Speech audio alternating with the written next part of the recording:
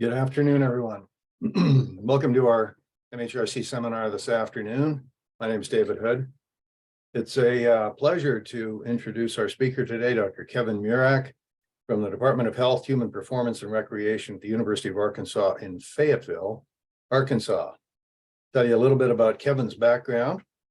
He has lived in almost every place that has a great basketball team in the United States, and that's particularly relevant now in March Madness. So he's originally from New Hampshire, then did his bachelor's degree at University of North Carolina in Chapel Hill, did his master's degree at James Madison University in Virginia, and PhD at Ball State University with Scott Trappy, who has been a seminar speaker here with us in the past. His postdoc was at the University of Kentucky, mentored by Charlotte Peterson and John McCarthy. And he's been now 2 years at the University of Arkansas in Fayetteville, where he's building his lab with graduate students, and he's traveling all over the place. He's definitely an emerging star in muscle biology, and so it's a real pleasure to have him join us here this afternoon. Kevin, you can please turn on your camera and share your slides, and it's great to see you. We look forward to your talk. All righty then. So hopefully we can see the slides, right? And you can hear me well? Great. Okay. So I'm really pleased to have been invited to give this lecture. You guys have an awesome muscle community up there. So I'm really thrilled to present some work that we've been doing for the last couple of years here in what is my new lab, which was established in 2021. It's called the Molecular Muscle Mass Regulation Laboratory at the University of Arkansas. And so this is my my lab logo. This is my unofficial logo, which the athletics department explicitly told me not to use. So I guess that's going to be our little secret. Apparently own the rights to all the Red Razorbacks, which was news to me. And so the title of my talk is Exploring MIC in Muscle. All right, so there we go. So I probably won't spend too much time on this slide as I typically would, as I think a lot of people in the audience are muscle oriented. But I just do want to take a minute just to kind of talk about why muscle is so cool. So you can go all around the ancient world and see statues of folks that are quite muscular. I think people have had kind of a long-standing interest in skeletal muscle from a more aesthetic perspective. But this old cartoon I have down here I'm showing you is Milo of Croton. So he was the greatest wrestler of antiquity. And as the story goes, when he was young, he had a little calf that he would carry with him. I guess it was his pet. And as the calf grew, he also grew, and he'd carry around with him everywhere he went. And then by the time he was an adult, the calf was a bull, and he was carrying this full-size bull around, and he was also very, very muscular himself. So this is perhaps one of the first instances of progressive overload with muscle hypertrophy. And this is something that I kind of view muscle through the lens through which I view muscle. I think a lot about muscle hypertrophy. I was a former athlete, not a very good one, but I've always been interested in athletics and how skeletal muscle adapts. And it's kind of an interest that turned into a passion that turned into my career. So, but I view things through the lens of muscle growth, typically muscle mass regulation, hence the name of my lab. Muscle is interesting for so many reasons, though, and I'm sure none of these are a surprise to a lot of people in the audience, but it's obviously responsible for locomotion. It contracts, it gets you from point A to point B. It's important for thermoregulation. So shivering being one example. It's a metabolic sink. So it's a depot for amino acids, but also a large source of carbohydrates and even some fats. Functions as an endocrine organ, so it can secrete things called myokines, which are kind of like hormones that can go and communicate throughout the rest of the body and are often released with exercise to help mediate the systemic benefits of exercise adaptation. Muscle is a heterogeneous tissue, so it has slow twitch and fast twitch fibers, slow being more endurance oriented, like that marathon runners may have a higher proportion of in their muscles. And the fast twitch are more power oriented and more explosive, think more like sprinting type of exercise. Muscle is extremely plastic. It grows in response to resistance exercise and training, as well as anabolic steroids and different things of that nature. It also atrophies rather quickly too when you don't use it. So trying to understand those different processes is very interesting, at least to me. Perhaps one of the more unique aspects of muscle is the fact that it's syncytium. So that means that the muscle fibers, which are these long tubes that contract, are much longer and more voluminous than a lot of other mononuclear cells in the body. But these long tubes, these muscle fibers, contain many nuclei in them. So they're multinucleated, and these nuclei are kind of the control centers of the muscle fiber. They are responsible for expressing the genes that become proteins that then lead to changes in the phenotype of the muscle. So that's an interesting aspect, and it's thought to be post-mitotic, and that's sort of a debate in the field these days with the emergence of some new discoveries that were made down in Benjamin Miller's lab not that long ago about the potential of myonuclei having the ability to synthesize DNA, but that's a conversation for another day. But interesting findings that are coming along here in the muscle field, things that we thought we knew that maybe we don't. What's also interesting about muscle fibers is it has fusogenic properties. So muscles have the resident stem cell population, which are called satellite cells or muscle stem cells, and they can actually fuse into the muscle fiber and contribute new nuclei, which is a very fascinating aspect, because as the muscle grows, it's thought that new nuclei are required to support the growth of the muscle fiber. And so the satellite cells contribute those new nuclei, since we don't think that the nuclei that are in the muscle fiber already have the capacity to divide. Perhaps they can synthesize DNA, but maybe not divide. And also, I could argue that muscle is at the center of whole body health throughout the lifespan, which I think is probably a message that the folks up at York at the MHRC can probably get on board for. So muscle is just a very interesting tissue for all these reasons. So I'm obviously going to be talking about skeletal muscle in my presentation here, but I'm going to try to touch on these three topics, which are kind of interest to myself and my laboratory at this current time. The first thing I want to talk about is some initial evidence for the role of MYC in skeletal muscle, and I'll get into a little bit more about what MYC is. I want to talk about MYC as a Yamanaka factor in skeletal muscle, and if you don't know what a Yamanaka factor, that's okay. I'll explain that too. And I want to talk a little bit at the end about molecular reprogramming with exercise in skeletal muscle. So the things I'll talk about before will lead into that last little bit of the lecture. So those are kind of like my three main topics. So let's dive into this here. So a little bit of a brief background on MYC. So MYC sort of gets a little bit of a bad reputation, perhaps because of these early findings in the 1980s that linked dysregulation of MYC to cancer.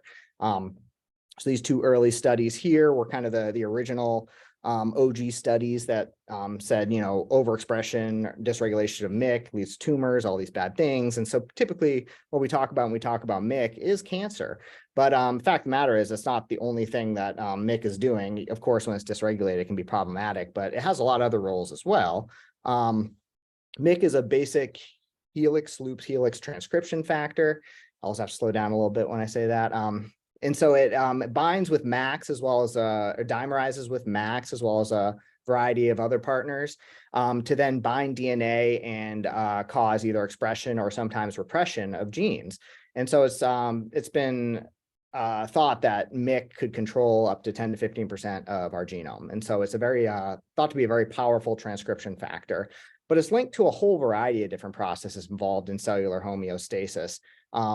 Not least of which is one that I highlighted here, ribosome biogenesis. So the creation of new ribosomes in the muscle. Ribosomes are kind of the construction workers of the muscle fiber. They are the things that make the proteins that then cause the muscle fiber to grow.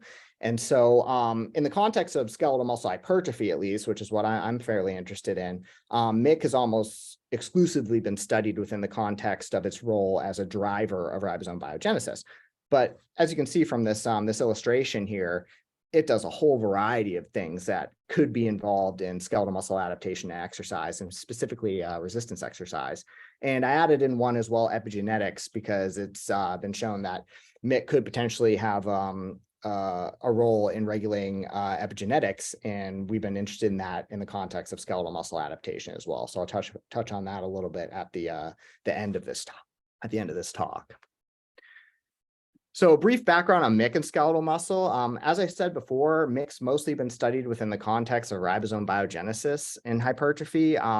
But people have been thinking about MYC for quite some time, and I plucked this picture here, this finding from the literature from 2005, because I think it's a pretty good example of the fact that people have been thinking about MYC, but there hasn't been that much known about what it's actually doing in the muscle fiber. But back in 2005, Karen Esser did a study where they used something called synergist ablation to study muscle hypertrophy in rodents. And synergist ablation is a tool that we use to study muscle growth because mice, for instance, are sometimes a little bit difficult to exercise train. You can't really operantly condition them. And so what we've been doing historically for the last 50 plus years is doing this technique where we go in and we surgically operate on the mice. This is the mouse hind limb here. This is the gastrocnemius. Underneath it is the soleus. And then on the medial side is the plantaris muscle. And what we do is we just go in and cut out part of the gastrocnemius and soleus muscle, and then we sew the mouse back up. And every time they ambulate, they overload the plantaris, which is left behind, and it has to take over the role, the plantar flexor role of this larger gastroc-soleus complex that was doing that plantar flexion before. And so then the muscle will hypertrophy or grow very, very rapidly. Doubling a muscle size in 2 to 4 weeks. It's a very robust hypertrophy model.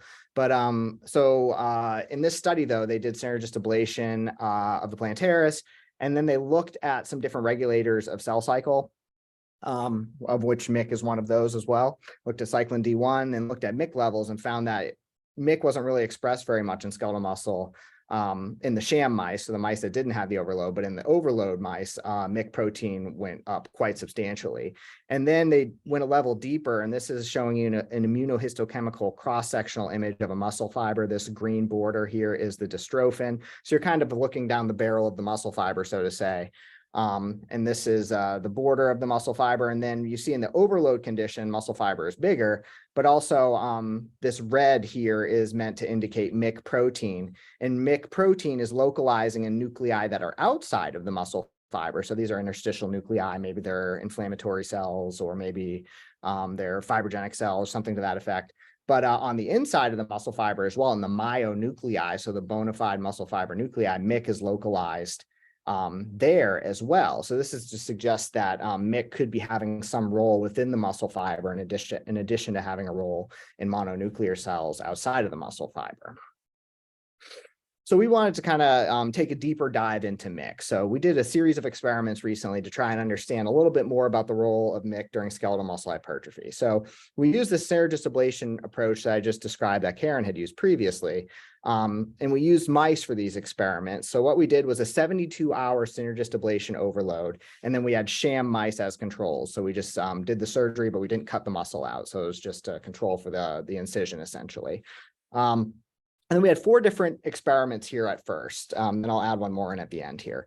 But the first experiment was just overloading plantaris muscle of the mouse, and then taking the plantaris, freezing it, isolating the RNA, and then subjecting the RNA to transcriptomics. So we did RNA sequencing just to get an idea of all of the genes that were being expressed during that early phase of synergist ablation overload. So that was the first experiment.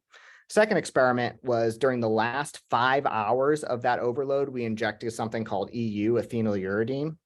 And what this does is this incorporates into all the nascent RNA, so all the actively transcribed RNA that's being made during the last 5 hours of that overload.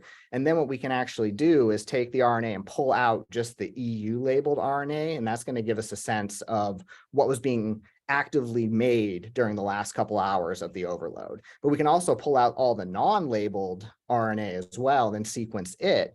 And then that'll give us a sense of which RNAs were being made before the labeling period. So which RNAs were stable during that overload time as well in the last 5 hours. And so we can sequence the total RNA, the actively transcribed RNA, the stable RNA. And the last experiment is we want to try and do RNA sequencing on just the myonuclei. And so in order to isolate out the myonuclei, we had to use a genetically modified mouse model because we wanted to be able to label these nuclei before the overload period, but then turn off the labeling so that there was no contamination from those satellite cells that would be fusing in during the hypertrophy. So we used a mouse called the HSA GFP mouse. I'm not going to get into the genetics of how this mouse works. We've used it a lot of times in my laboratory and then back during my postdoc with John McCarthy and Charlotte Peterson as well. But the important thing to know about this mouse is that it's muscle fiber specific. And when we give doxycycline, which is the drug that turns the gene on, it labels the nuclei green, but only during the time period that the doxycycline is being ingested by the mouse. So once we take the doxycycline away, we usually give it to them in their drinking water. Once we take that doxycycline away, the GFP is no longer being transcribed, but the protein had incorporated into the nuclei and labeled them green so that we can isolate them. So it's really nice. And then we can just, basically mash up the tissue and isolate out the myonuclei using fluorescent activated nuclear sorting. And then we can isolate out the RNA from those nuclei and send that out for sequencing. So we did these 4 different experiments, and then we wanted to kind of get a better idea of where MYC sort of fell within the context of all the genes that are being actively transcribed or just generally transcribed during the overload period. So in the first experiment, this is just total RNA from the overloaded plantaris. This is gene expression on the y-axis, sham and overload here in the gray. And MYC goes up with the overload in the plantaris. And this isn't new. This has been reported several times before. This wasn't necessarily a surprise to us that we induced MYC specific or in the plantaris muscle of all the different cells that are being subjected to the overload. So then we looked at the actively transcribed as well as the stable pools of RNA from the plantaris muscle that was being overloaded. And MYC was being actively transcribed during this period quite substantially, as can be seen here. But also there was some MYC that was made before the overload period as well that was sort of stable during that overload time, the last 5 hours there. So it's being actively transcribed and perhaps regulated for stability as well, potentially. And then this last experiment, sort of the piece de resistance here, is when we isolate out the myonuclei and looked at MYC expression in there. And MYC was highly upregulated, specifically in the myonuclei. So this is to suggest that MYC is being actively made and regulated within the muscle fiber itself. It was the 27 most induced gene in the myonuclei with overload, but it was over 2,000, the number 2,101 gene in this experiment in muscle tissue. So it just goes to show that if you're interested in looking at gene expression in the muscle fiber, it's kind of important to get into the muscle fiber and look at the myonuclei to see what's being actively made, because there's contamination from all these other cell types in the muscle. So it just suggests to us, though, that MYC is probably a pretty important transcription factor for the hypertrophic response to overload. So then we did another experiment. So bear with me here. Basically, instead of using the HSA GFP, we took out the GFP and replaced this with a MYC. So what this allows us to do is to drive MYC expression only in muscle fibers and only at the time that the mice are being treated with the drug that causes the overexpression to happen, which in this case is doxycycline. So this is really nice because we can really tightly titrate and regulate the expression of MYC in the muscle fibers, and we can sort of turn it on and off at will, kind of like we're mimicking exercise a little bit just by giving doxycycline at different times. So it's a really nice model and allows us to really kind of dig into what MYC could be doing in a pulsatile fashion, because that's how MYC typically operates. It goes up and it goes down, up and down. If it's up all the time, it's problematic. It can cause tumors. But if we're able to control it, then we're able to kind of tease out perhaps what it's doing in the context of exercise adaptation, where it's being kind of driven pulsatile after each exercise bout.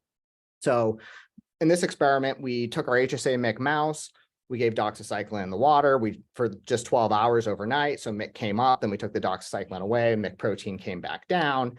And then we did RNA sequencing on the RNA after the MYC levels had peaked in the muscle. So this is just a PCA plot showing you that, the MYC versus the control experiment separated out quite nicely. So the gene expression between those two were very different, which means MYC was having a control on the transcriptome.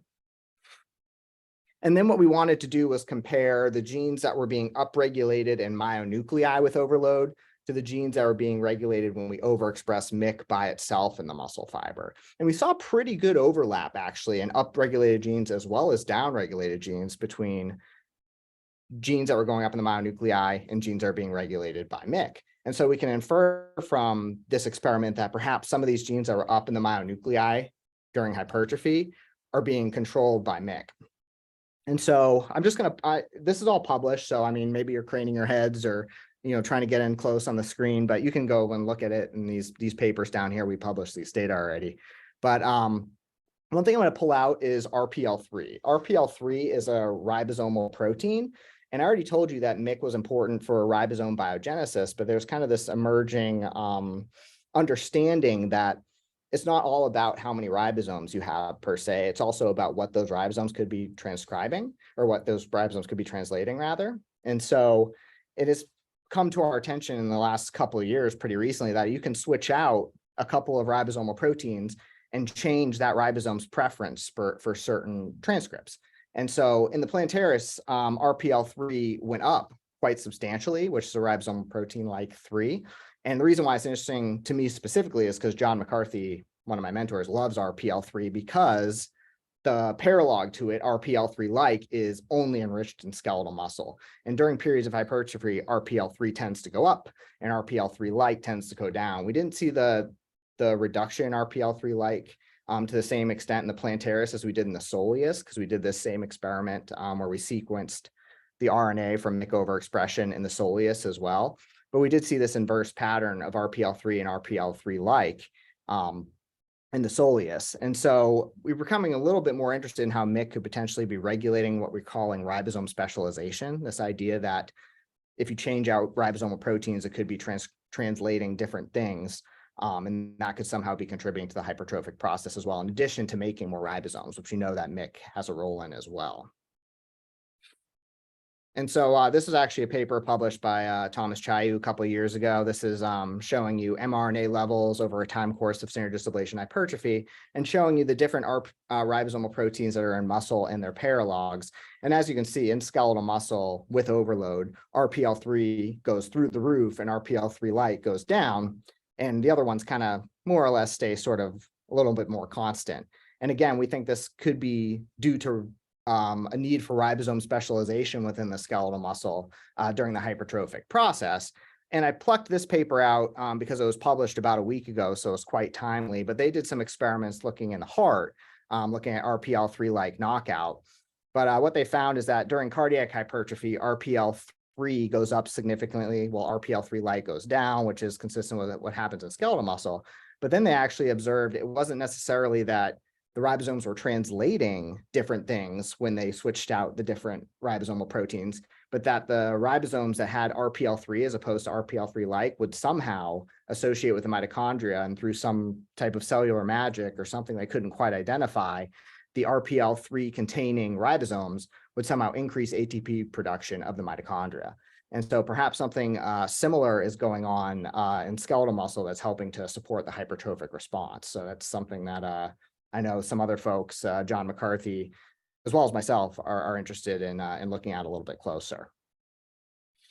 So I've talked a lot about mice. What about humans? Is MYC even something that is something we should be thinking about in the context of resistance exercise in humans? Because at the end of the day, we don't want to be the best mouse physiologists. We want to know what's going on in humans. At least I do. And so this was a study that was done in collaboration with Ferdinand von Walden, who is a physician scientist at the Karolinska Institute. So we had people come into his lab, and he took biopsies before they undertook a bout of resistance exercise, and then took biopsies at 30 minutes after the resistance exercise bout, 3 hours, 8 hours, and 24 hours. And we also had a control group as well that just got biopsies at all the same time points without the exercise. But we took these biopsies, we isolated out the RNA from the muscle, and then we sent that off for RNA sequencing. And there's this nice tool that was developed. There's actually a couple of tools like this that have been developed in recent years, but this nice tool that was developed a couple of years ago called Lisa. And there's some other tools called Homer and Marge. And so it's kind of a whole Simpsons-oriented kind of software package that they're developing. But Lisa is interesting because what it allows you to do is take the differentially expressed genes, the DEGs, from your RNA sequencing data and plug it into this software. And then from that, it's able to infer what the most influential transcription factors are that are affecting the transcriptome. And so it's a nice piece of software because it uses a big database of ChIP-seq data and uses some different bioinformatic modeling to try and figure out what the most influential transcription factors are based on your RNA sequencing. And it's a very easy platform to use as well. And what's also nice is that since we already had MYC overexpression data in the Soleus and Plantaris from the mouse, in their muscles, we were able to take those DEG lists, plug it into Lisa, and validate whether or not it was predicting MYC as the most influential transcription factor. And sure enough, it was, which tells us that the software works the way it's supposed to in skeletal muscle. So we've already validated it, which was nice. And so what we did was I didn't know where to put this slide, so I'm just going to put it here. So this is just showing you MYC mRNA levels in response to resistance exercise in that group I just showed you that we did the RNA sequencing on. So we had an endurance exercise group here too, EE. Don't worry about that. But with the resistance exercise relative to pre, you see this pretty large induction of MYC at 3 hours, and it's still up at 8 hours, and then it returns towards baseline at 24 hours. And then this is the control experiment. MYC doesn't go up with the biopsy alone. But again, this is from the RNA sequencing data, and it essentially almost exactly phenocopied what we saw when we did real-time PCR looking for MYC. So it's a validation of our sequencing. So in any case, MYC goes up with resistance exercise in a very significant fashion. And we think this is being made in the myonuclei, which I showed you before with our mouse experiments. So anyway, so what we're doing here is we're taking the top differentially expressed genes and we're running it through this software to try and figure out what the most influential transcription factors are. So we did this at 30 minutes, 3 hours, 8 hours, and 24 hours. So at 30 minutes, MYC is predicted to be the number 5 most influential transcription factor regulating the muscle transcriptome in humans after resistance exercise. So this is just showing you p-values, and these are the different genes across the bottom, the different transcription factors it's predicting. And then at 3 hours, it's the number 15 most influential transcription factor. At 8 hours, it's the number 9 most influential transcription factor. And then at 24 hours, winner, chicken dinner, it's the number 1 most influential transcription factor. So this tells us we think that MYC is probably quite important for the resistance exercise response. So conclusions from the first part here. MYC is made by myonuclei and muscle fibers during loading-induced hypertrophy. MYC may regulate a variety of processes in muscle fibers, including ribosome specialization. And MYC is predicted to be the number 1 transcription factor regulating the transcriptome at 24 hours after a bout of RE. All right, so part 2. Let's talk a little bit about MYC as a Yamanaka factor in skeletal muscle. So what is a Yamanaka factor even? So this is a paper published in 2006 that described the Yamanaka factor. So Shinya Yamanaka was the senior author here. And what they figured out was that if you took a differentiated cell, let's say a skin fibroblast from a mouse or a human, and you introduce these 4 factors, which have become known as the Yamanaka factors, OCT3/4, KLF4, SOX2, and MYC, which I'll return to as we go through this talk. But if you introduce these 4 factors, basically what happens is you can take a differentiated cell and turn it into an induced pluripotent stem cell. So in effect, you're taking a cell that's a somatic cell that's been in the body for a long time and turn it back into a cell that is more like a germ cell. And so it's really, really a reproductive cell. It's really, really interesting. And it's kind of, you're turning back time, so to say, with these Yamanaka factors in some ways. And so this was kind of a watershed moment in cell biology. This paper, at least as of a week ago, has been cited over 29,000 times, and Shinya Yamanaka won the Nobel Prize for this discovery. So fast forward a little bit to 2013, and there was another discovery about DNA methylation clock. So it was basically Steve Horvath figured out that you can take saliva or tissue or skin samples, whatever, from humans and all different types of species. And based on the methylation profile, so the epigenetic profile of the DNA, you can pretty accurately predict one's chronological age. And so it's an interesting tool for trying to track aging across tissues and species. And so he did, in this paper that he published, he did an experiment where he looked at the methylation age of mesenchymal stem cells and then mesenchymal stem cells that had Yamanaka factors introduced into them, and found that the methylation age, which is supposed to track with the chronological age of the cells, was reverted back to 0. So kind of like this age reversal effect from the Yamanaka factors, bringing them back towards a more pluripotent state. And so this was sort of a really influential discovery as well, especially in the context of aging research, which I'll talk about in the next slide here. But this paper has been cited more than 4,000 times.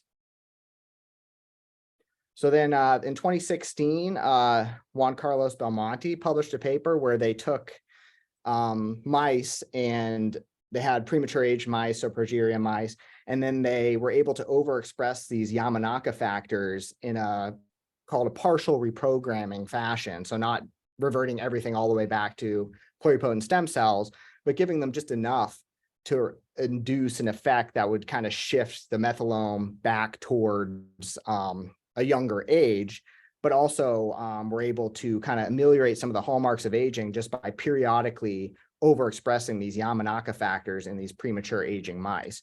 So this paper has also been cited quite a lot and was kind of a shift in how we think about ways that we could maybe treat aging. Maybe we could reverse some aspects of aging through this epigenetic mechanism with Yamanaka factors, which involves kind of reprogramming the DNA methylome towards a younger state. And then, recently, this big startup was developed by Jeff Bezos and some other folk called Altros Laboratories. So they went and poached, basically all the people I just mentioned, Juan Carlos Belmonte, Shinya Yamanaka, Steve Horvath down here, and created this startup in order to try and figure out how to reverse aging. And, it's kind of a joke, immortal billionaires, and, whether or not that's really their goal, I guess that's up for debate. But pouring a lot of money into this idea, though, that we can epigenetically reprogram cells, the Yamanaka factors, to make them, quote unquote, more youthful. So it's definitely an interesting concept and one that's gotten a lot of traction in the aging field. My question was significantly simpler than this. I just want to know, are Yamanaka factors even responsive to exercise and muscle? And if so, which ones? And so I used the MetaMex tool from Julian Zirath's group by Nico Pilon. And basically, this is a tool that takes all of the gene expression data from exercise studies that's published in the literature, so RNA sequencing, microarray, things of that nature, and puts them all in one place. So you can just type in your favorite gene and see how it responds to any number of exercise stimuli, either that's acute or chronic or anything like that, concurrent exercise, all types of things, different populations. It's quite a wonderful tool, really. So I just went in and typed in the Yamanaka factors, and this is in skeletal muscle, looking at gene expression in skeletal muscle across tons of different people. And MYC is by far the most responsive Yamanaka factor to exercise, either endurance, but especially resistance exercise.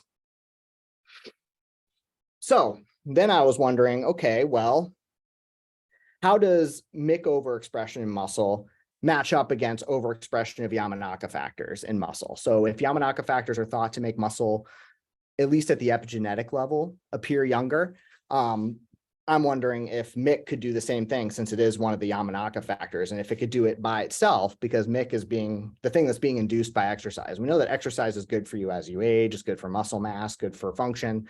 And so I became interested in this question about epigenetic reprogramming, exercise, and MYC, and the confluence of all these things.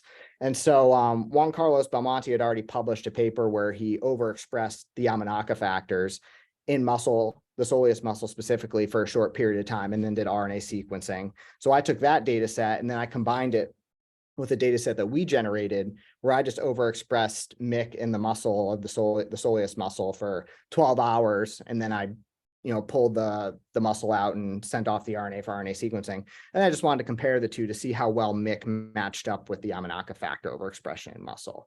And it actually matched up quite well. So these are genes that were upregulated with the OKSM, as well as just MYC by itself, and genes that were downregulated with OKSM and MYC by itself. So this tells us that MYC alone can recapitulate some aspects of the gene expression signature that's seen with Yamanaka factors when they're overexpressed in muscle. So part 2 conclusions: OKSM induction alters the skeletal muscle transcriptome. MYC is the exercise responsive Yamanaka factor in skeletal muscle, and MYC alone recapitulates aspects of OKSM in skeletal muscle. All right, so part 3, epigenetic reprogramming with exercise and skeletal muscle. So hopefully everything that I've kind of been talking about will make sense within the context of what I'm about to share with you.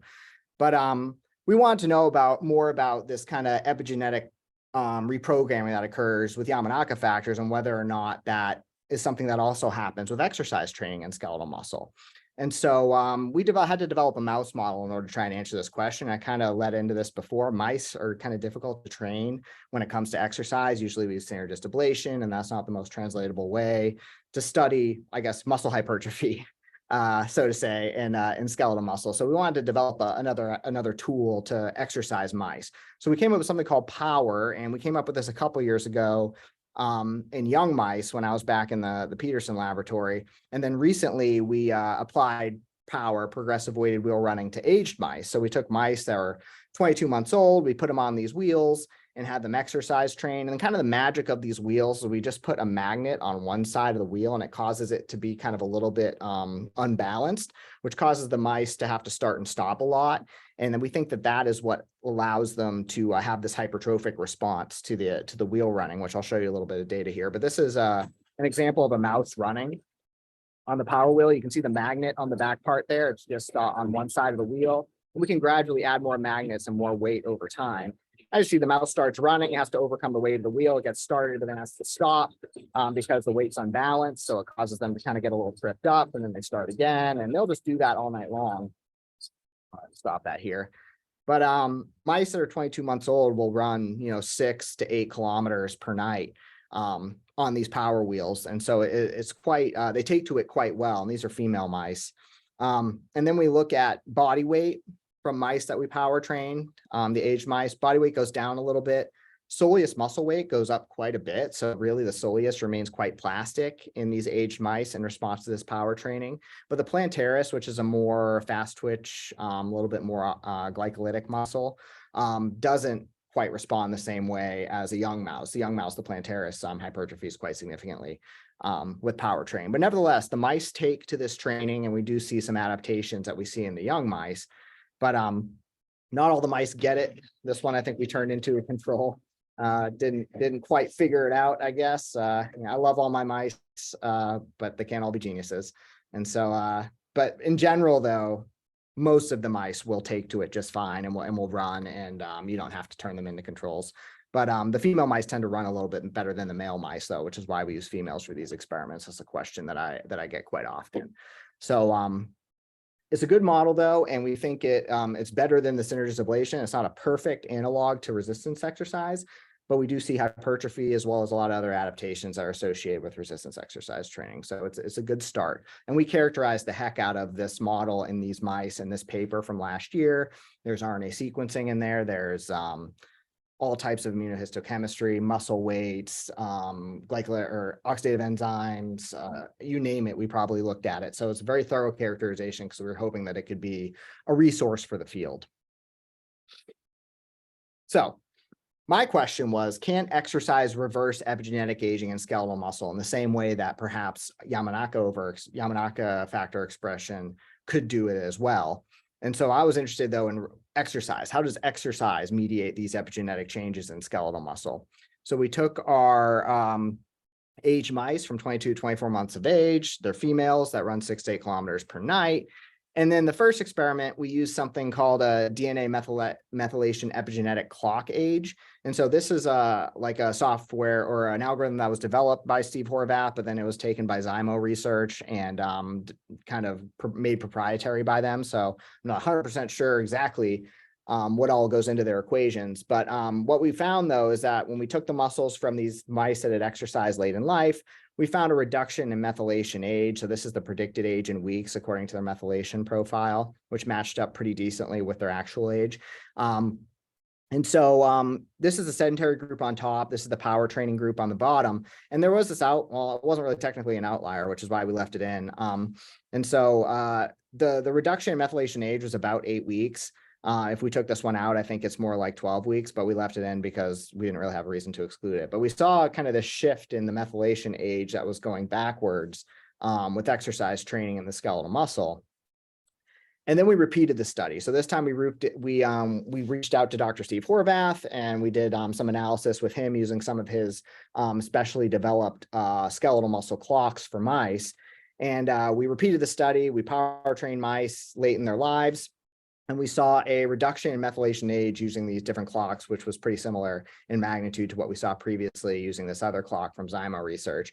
And so what we see is kind of this shift in methylation age backwards, which, occurs concomitant with all these positive adaptations that we see with exercise training. And we don't know if there's, a mechanistic link between what we're seeing with methylation age and these changes in DNA methylation in the skeletal muscle, but it does seem like this methylation aging metric does kind of correlate and line up pretty well with some other things that we see with exercise adaptation as well. And so that was an interesting finding to us that kind of got us going into a slightly different direction with our research. So my next question became, does the OKSM transcriptome reflect muscle exercise adaptation? So now I'm interested in kind of looking at, okay, when we overexpress these Yamanaka factors in muscle, which we think is kind of a youth-inducing sort of thing, does that line up with the genes that are being altered by exercise training and skeletal muscle? So that was the question that we had. So in order to answer that question, we took our aged mice that had run, and we took the soleus muscle and sent that out for RNA sequencing. And then we took our experiment where we just did a brief overexpression of MYC to kind of initiate this partial reprogramming response in the skeletal muscle, and then sent that out for RNA sequencing as well, so we could compare the exercise response to the Yamanaka factor overexpression as well. And so what really kind of struck us, what came out of this, was when we compare overexpression of Yamanaka factors in the skeletal muscle to exercise adaptation in the skeletal muscle, about 25% of the genes that were downregulated overlap. So it was a very significant overlap of downregulated genes, which is really interesting to us. I didn't expect there to be that much overlap between just the overexpression of these 4 transcription factors and exercise, which is like a super powerful stimulus that has all types of different things that could be affecting gene expression. So, but there was actually pretty good overlap between these two as far as downregulated genes go. Again, this is all published. You're probably craning your head, looking down the list, trying to find your favorite gene. All this is published in supplements, so you can go nuts trying to, comb through it. I'm just going to pull out one gene that we thought was really interesting, which is this ABRA or STARS. It's striated activator of Rose signaling, discovered by Eric Olson, I believe. And so it's a muscle enriched gene. And there was a study that came out pretty recently from Luigi Ferrucci's group, where they did proteomics on people that had different activity patterns throughout their lifespan. So they had people that had been really, really active throughout their lifespan, people that are much more sedentary. They grabbed muscle biopsies from them and wanted to compare the proteomes of these different groups. And what was found is that the people that were really highly physically active had low levels of this ABRA or STARS protein in their muscle, which is pretty interesting. So what is this ABRA STARS doing? There's a nice paper a couple of years ago in JCI that kind of dug into what ABRA is doing in skeletal muscle. They found that ABRA gene expression was increased in diabetic human muscle. That muscle ABRA levels are inversely related to insulin sensitivity. They also found that a high-fat diet induces ABRA in mice and is reversed with rosiglitazone, which is an insulin sensitizer. And they also found that ABRA knockdown in myelin tubes enhances glucose uptake. So it seems like this protein is really important for metabolic health in skeletal muscle, and it's being regulated by exercise as well as these Yamanaka factors. So this could be part of kind of the mix of things going on in exercise muscle that's helping it to kind of reverse its age or become younger, so to say. And then finally, does MYC play a role in reprogramming youthfulness of skeletal muscle? So, MYC is a Yamanaka factor, which I've been talking about. And when we look at gene expression of MYC in our power trained mice and the soleus specifically, we see this induction of MYC after power training. And we do not see this in the plantaris. And incidentally, the plantaris didn't really adapt to the power training in these aged mice either. So we do see this this kind of induction of MYC that goes on with training in these mice. So then we took our HSA MYC mice, and these are experiments I've already shown you before, where we overexpressed MYC for 12 hours, and then we harvest the tissue, send it out for RNA sequencing to look for the differentially expressed genes. We see that there's a pretty good separation between the MYC group and the control group as far as their global gene expression. And then we wanted to compare what happens with MYC overexpression versus what happens with just power training. And we found pretty decent overlap between the gene expression signatures. And keep in mind, this is just like one pulse of MYC versus exercise training. So it's kind of interesting that there was anything overlapping at all. And then when we compared MYC to exercise adaptation to Yamanaka factors, we found a common signature as well. And one of those things was ROMA1. And so it turns out that ROMA1 is a negative feedback regulator of MYC. So I guess this sort of makes sense if you overexpress MYC, that maybe ROMA1 would go down. But also ROMA1 is linked to replicative senescence via reactive oxygen species. And even though myonuclei or muscle fibers aren't replicative, it could still be having an effect in the muscle fiber related to the senescence program of muscle, which is a thing that's kind of emerging in the literature nowadays. Senescence in muscle and senolytics, and that being beneficial for skeletal muscle adaptation. So we think that ROMA1 could be an important component of this anti-aging program that exercise initiates at the molecular level in skeletal muscle. So final piece that I'm just going to add in here at the end is my question that I was wondering, is MYC sufficient to reshape the muscle methylome? So we know that when you overexpress the Yamanaka factors, it can reshape the methylome. But what about just MYC by itself? So what we did was that same experiment from the RNA-seq. We took that tissue, isolated the DNA, and sent that out for RRBS, which is a way for us to look at global methylation profiles in the skeletal muscle, and found that just that single pulse of MYC, so one 12-hour increase in MYC, was sufficient to actually change a variety of different CPGs across methylation of CPGs across the DNA methylome. And so, again, this was just one single pulse of MYC. And so we're thinking that if we do this more frequently, it might have a more robust response. But there's some data out there while emerging. It's not very substantial at this point, but there's some evidence to suggest that MYC can regulate the enzymes that are important for DNA methylation, so specifically DNA methyltransferases, as well as 1011 translocases. And so I guess it's not necessarily surprising that if MYC is regulating these different enzymes important for methylation, that it could be regulating the methylome in skeletal muscle. So this is kind of an area that I'm moving into pretty heavily, and excited to work in this area and try to learn more about how exercise, perhaps via MYC, is facilitating these really beneficial effects in aged skeletal muscle. So to conclude the talk, MYC appears to be a key transcription factor for exercise adaptations. Exercise training recapitulates gene expression aspects of OKSM in muscle, pointing to epigenetic reprogramming. MYC is an exercise-responsive Yamanaka factor that may underpin the youth-promoting effects of exercise in muscle. And what I'm really excited about is the way forward, because I didn't show you any sort of little chronic data here, what happens when you overexpress MYC chronically and in a pulsatile fashion. And that's really, I think, where I'm headed and where I'm really excited about. So I'm interested to know if MYC by itself in muscle can improve muscle mass and function, perhaps contractile function as well as mitochondrial in aged mice. I'm also interested to know, can MYC amplify the effects of exercise in aged mice as well as in young mice, because MYC is considered to be a universal amplifier of gene expression. And does MYC result in changes in DNA methylation and methylation DNA in aged skeletal muscle? And if so, how is this happening? Is this happening via interactions with DNA methyltransferases, or is it happening via interactions with TED enzymes, or is it happening via some other mechanism in skeletal muscle that we don't know about yet? So I'm excited to try and kind of figure those things out over the next couple of years. And before I decide to take questions here, I do need to thank my funding support from the NIH, FR, as well as Nation Shock Center. My lab, Sabin Kadki, my lab manager, as well as Ron Jones, PhD student, as well as PJ Koopmans, who's a PhD student. Dr. Nick Green is here with me at the University of Arkansas, and he's been kind enough to lend me his doc student when I didn't have a student in my first year. So Fran has been really wonderful and helped me out. All my collaborators from the University of Kentucky, who I still talk to regularly, publish with regularly, put grants in with regularly, they're all wonderful folks. A lot of what I showed you is in collaboration with Dr. Ferdinand von Walden, who's at the Karolinska Institute. Some of that work with the aging was also with Stan Wadowich and Andrea Demet-Wiley at UTMB, and some of that analysis was done by Steve Horvath at Altos.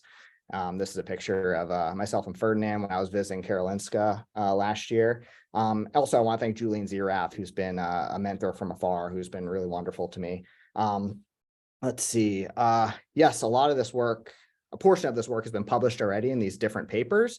in the last couple of years. So if you're interested in what I was talking about, you can go to the literature and kind of see some of this stuff. But some of it is also not yet published. So I appreciate it if you wouldn't give away all my secrets. And if you are interested at all in anything I just talked about, I think I'm going to be looking for a postdoc here very, very soon. So please reach out to me. You can reach me via email or Twitter, or check out my website as well. But Northwest Arkansas is gorgeous. It's a very beautiful place, and I was surprised by how much I liked it. Didn't know anything about it before I moved here, but it's been a really wonderful experience. Great colleagues and plenty to do around here. So if you're at all interested, it's a fully paid postdoc above the NIH minimum. You're going to love it. So I encourage you to reach out to me if you're interested in any of this stuff. So I guess now would be the time to take some questions. I really appreciate the chance to be here, to chat, to share some of our research and hopefully recruit somebody. But it's a real honor to speak with you guys. And I appreciate the opportunity. So yeah, I guess now's a good time for questions. Good. Yes, it is. I think you're doing a great selling job, Kevin. That was wonderful work, really wonderful work. And it's great to see all the good things that are happening at University of Arkansas. It's really a great spot, it looks like. So let's take some questions, please, through the Q&A, as we always do.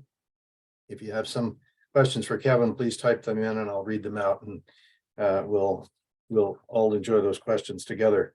Let me just start by saying, you know what came through to me is the use of RNA-seq as a discovery tool is really came through in your talk here. I mean, it really is something to, it helps discover new proteins. And what do you think about that? Has that really helped you, obviously? Yeah, I use it quite a bit, and it's exactly that, though. It's a discovery tool. You need to go back and validate the things that you find, with more experimentation typically. And that's kind of where I'm at right now. I have all these great sequencing data sets and all these different fun ways to analyze it, and that's nice. But at the end of the day, though, if you want to know what's really going on, you still need to go back and start doing some manipulations in the lab.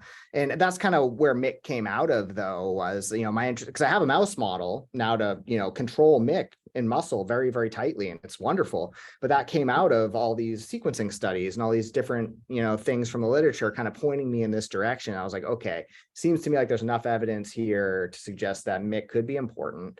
So now I need to get a tool in order to really evaluate it. And so it was kind of the first step on the journey of trying to sort out, okay, how important is this thing really? And I'm still very much at the beginning of this journey, you know what I mean? Like everything I showed you, again, this is mostly acute data. And so I'm really excited to kind of get into the chronic phase of trying to figure out, what happens when you do these things over a longer period of time. Do we see hypertrophy? What do we see? Yeah, but I've used seq to good effect, I feel. But it's just a tool. It's a tool in the toolkit, I think, for me at least, is the way that I approach it. Yeah, your tool for pulsatile changes in MYC is very important, because MYC is an immediate early gene. It's got a really fast turnover, so you're doing the appropriate thing with that, it seems to me. Yeah, and that if we were to go in and constitutively overexpress it, I think if you do that in any tissue, you're going to have a bad time. It's not something you want to have activated chronically. But when you look at the exercise response in muscle, it is a pulse. It goes up, it comes back down by 24 hours, and it's not like up constantly, that you wouldn't want that. And so we needed to try and replicate that with our model. And so we've been able to successfully do that, which is giving us a lot more confidence in trying to figure out what it's doing. Because I think what you'd see if you overexpressed it constantly would probably be drastically different than if you pulsed it the way that we're attempting to do. Right. So if you compare the synergist ablation to the power training to endurance training, you're getting a big induction of MYC with the synergist ablation. You get a more modest effect with the power training and then nothing with the endurance training. Is that how it goes? Or well, I guess no. I think you're right. So in humans, for instance, when we take the biopsies after the resistance exercise, we see it go way up with resistance. It does go up with endurance, not quite to the same extent.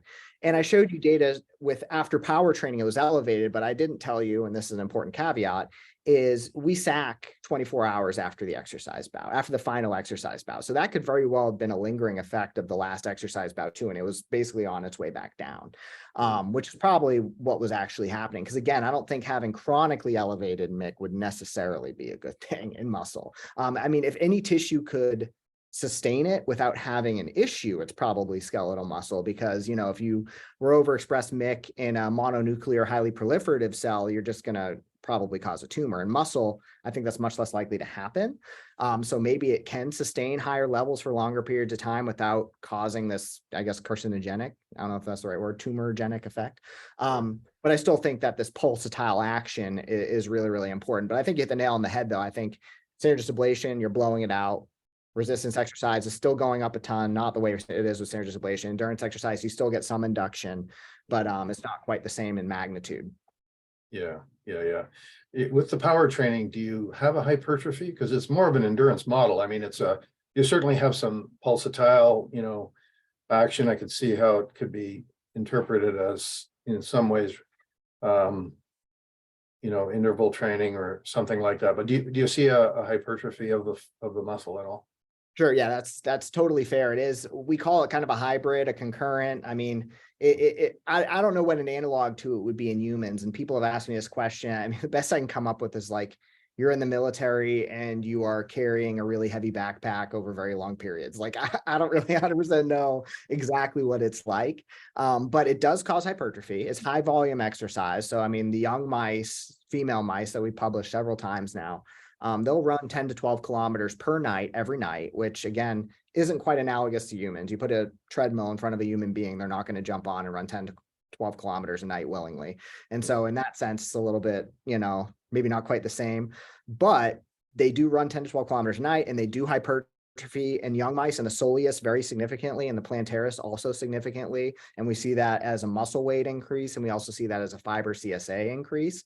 In the older mice, we see this increase in muscle weight in the soleus, as well as fiber CSA increase in the soleus. The plantaris is attenuated. So we do see a little bit of increase in wet weight.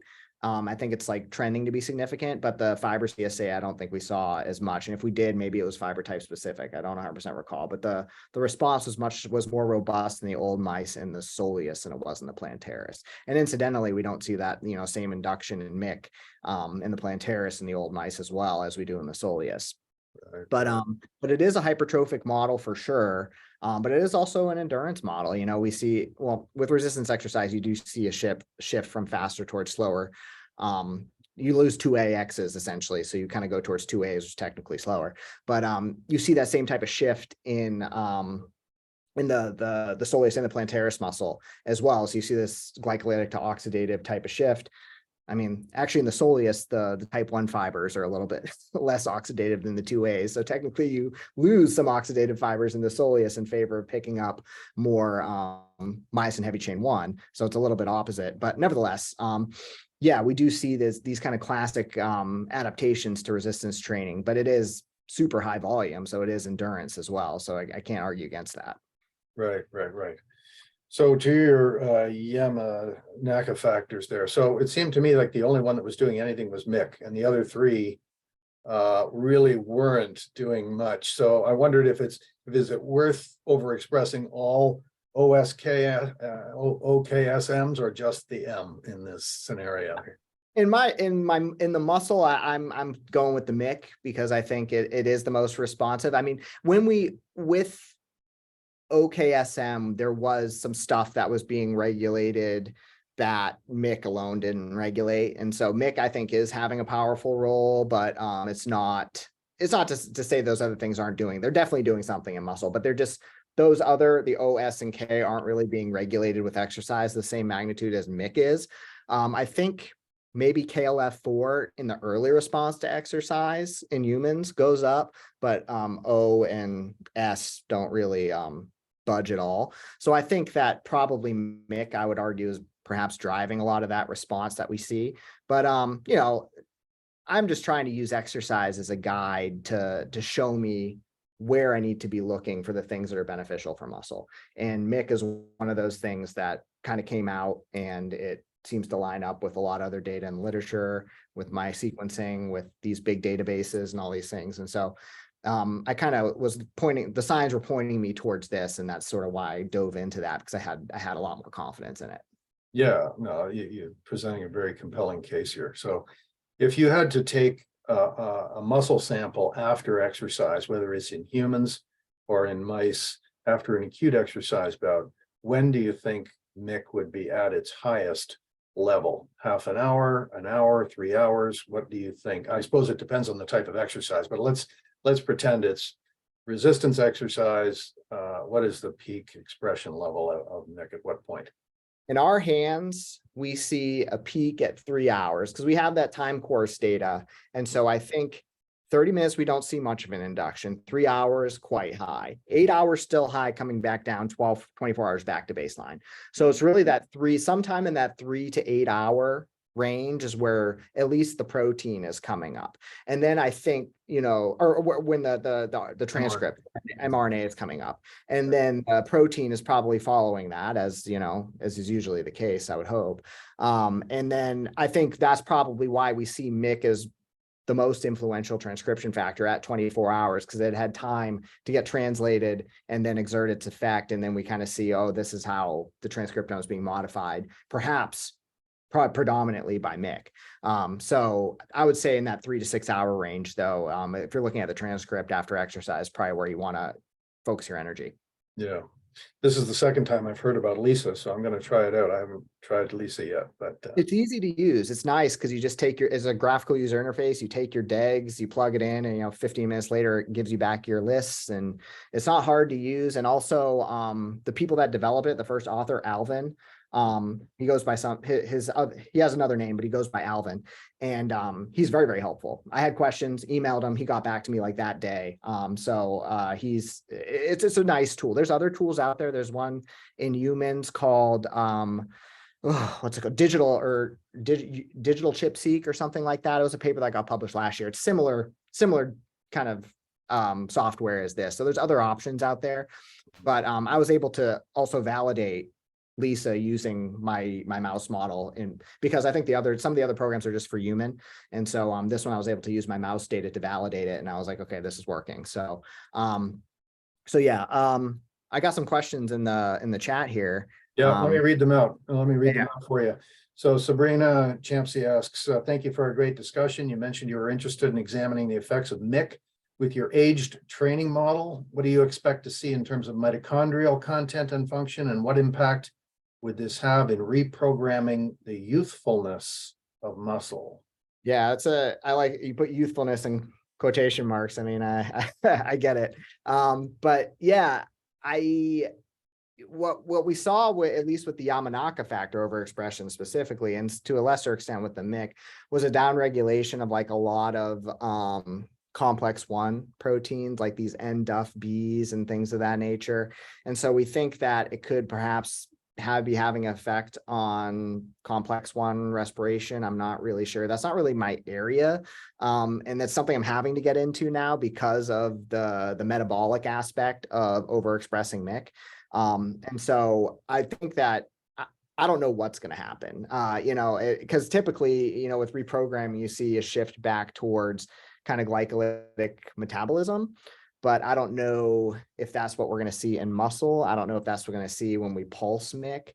I really don't have a good answer at this point because I haven't done the experiments yet. But again, I just got, some news on a grant where there's a whole aspect of doing high resolution respirometry on these mice after we do these reprogramming stimuli at different ages. And so it's something that I'm going to have to know more about in the future, because I haven't really spent a lot of time thinking about those things. And so I think there is going to be a response. I don't know exactly what it's going to be yet. And I don't want to say something and look like a fool. So I'm just going to stop there. But yeah, I think don't worry about that part. The second anonymous question, did you sack the mice at different time points or only at the 24-hour time point after exercise? Yeah, fair question. With the power training, we'll train them for 8 weeks. And then usually what we'll do is we'll lock the wheel and give them a minimum of 24 hours. We've done 24-hour wheel lock and 48-hour wheel lock, but I've never done like time course after the last bout of exercise, sacking 3 hours, 8 hours, or anything like that. We haven't done that yet. There is a study that was done by, I believe it was Katrin DeBach's lab, where they did acute bouts of weighted wheel running. Gomar de Holst, I think, is the first author. They did weighted wheel running, and then they did do some time course to look at signaling after a single bout of similar type running exercise to what we deploy. But I personally haven't done that. And I think it's a good thing to have to do, so I can know exactly what the time point is where like gene expression sort of lies normalized. But you're always kind of contending with what is kind of the residual response to the last exercise bout, and what is the new resting state. And that requires a lot of, some detailed analysis that I haven't done with our model specifically yet. Not seeing any more questions coming in the chat, and I have one more myself, and that was, you were very careful right at the start of your talk to say that MYC was in myonuclei, and you said it was also in some peripheral cells, but I think you were careful to say it wasn't satellite cells. Is that true? Oh, no, I think people have studied the role of MYC in satellite cells. I think MYC goes up in satellite cells with aging, which is actually not a good thing in that instance. And so, yeah, I haven't looked in satellite cells personally. I know that there's literature out there. I'm sure MYC probably has an important role in a lot of the different interstitial cells, not just satellite cells, that are in the muscle. Because it has so many different functions in cell biology, including proliferation, and has a role in DNA replication. And it's a very kind of, I don't know, promiscuous transcription factor, I guess. And so, and that's sort of the fun part about this too, is there's so many things that could be happening here, and in different cell types. And who knows, maybe manipulating MYC in the muscle fiber could be having an effect in the interstitial cells, because there's data suggest that MYC can regulate what's being excreted from muscle fibers. Like apparently it controls exosome release. And so there could be some things that are happening with crosstalk as well. And it's wide open to me. And so, yeah, I wouldn't doubt at all that MYC is doing something in those interstitial cells, but I'm kind of zeroing in on the muscle fiber right now just to kind of keep my sanity. Yeah, I spent enough time talking about satellite cells. Yes, true enough. Okay. I think we better stop there, because it's now 10 after 4 and or 10 after 3 where Kevin is. So we'll stop there, folks, and we won't take any more questions, and look forward to seeing everybody at our next MHRC seminar. Let's thank Kevin very much for his great talk and great educational stuff on MYC that we didn't know anything about. Kevin, stay with me, Kevin, for a second. We'll just shut this down. Thanks, everyone, for coming. See you next time. Thank you. Thanks, everybody.